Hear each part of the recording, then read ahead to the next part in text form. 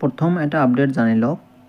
ইয়াতে 23 ফেব্ৰুৱাৰী তাৰিখে কোকৰাঝাৰ আৰু চিৰাং জিলাৰ যিবোৰে সিলেকশ্যন পাইছে তেওঁলোকৰ চেক বিতৰণ কৰিব আৰু ইয়াতে আপোনালোকে নিজে চাই আছে।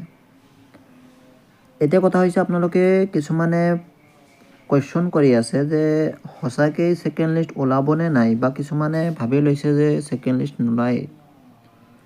এতিয়া কথা হৈছে মুখ্যমন্ত্ৰী মহোদয় যিহেতু নিজে ঘোষণা কৰিছে যে সেকেন্ড লিষ্ট আহিব।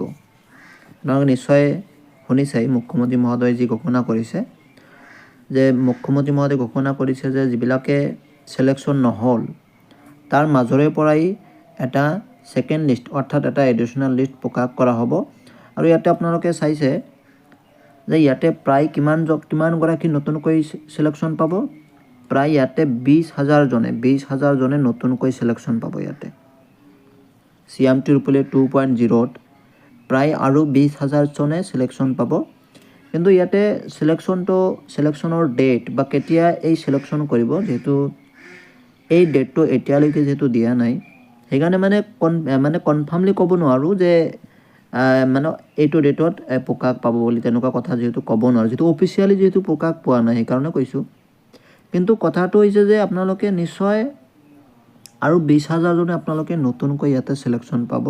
আৰু আপোনালোকে সিলেকশ্যন পাই আপোনালোকে প্ৰতিগৰাকীয়ে 75,000কৈ নতুন মানে তেওঁলোকে চেক পাব। তেওঁলোকে মুঠতে 20কে আৰু নতুনকৈ সিলেকশ্যন পাব ইয়াতে।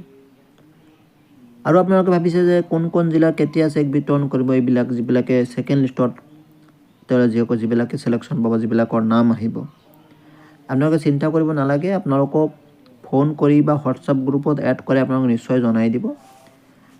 বৰ্তমান যেনেদৰে চলি আছে যে যিবিলাকে সিলেকশ্যন পাইছে তেওঁলোকক ফোন কৰি বা হোৱাটছআপ যোগে তেওঁলোকক কেনেদৰে জনাই আছে আপোনালোকে নিশ্চয় চাইছে। ঠিক একেদৰে আপোনালোকে সেকেন্ড লিষ্টত যদি আপোনালোকে সঁচাকৈ যদি সিলেকশ্যন পায়, নিশ্চয় আপোনালোক জনাই দিব। ফোন কৰি জনোৱা হওক বা হোৱাটছআপ যোগে মেছেজ কৰি জনাই দিয়ে, মুঠতে আপোনালোকে জানিব পাৰিব সিলেকশ্যন পাইছে। আৰু ইয়াতে সিলেকশ্যন আজি সেকেন্ড পৰ্যায়ৰ যি সিলেকশ্যন, এইটো 100% চিয়ৰ সিলেকশ্যন নতুনকৈ আহিব। আৰু নতুনকৈ 20,000 জনে সিলেকশ্যন পাব।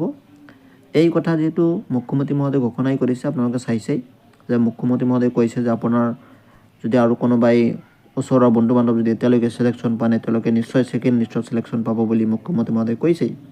সেইকাৰণে কিছুমানে সন্দেহ কৰি আছিলে যে সঁচাকৈ সিলেকশ্যন পাব নে নাই, তেওঁলোকক কৈছোঁ সঁচাকৈয়ে সেকেন্ড লিষ্ট এটা আহিব, আৰু আহিলে আপোনালোকে নিশ্চয় তাতে সিলেকশ্যন পাব।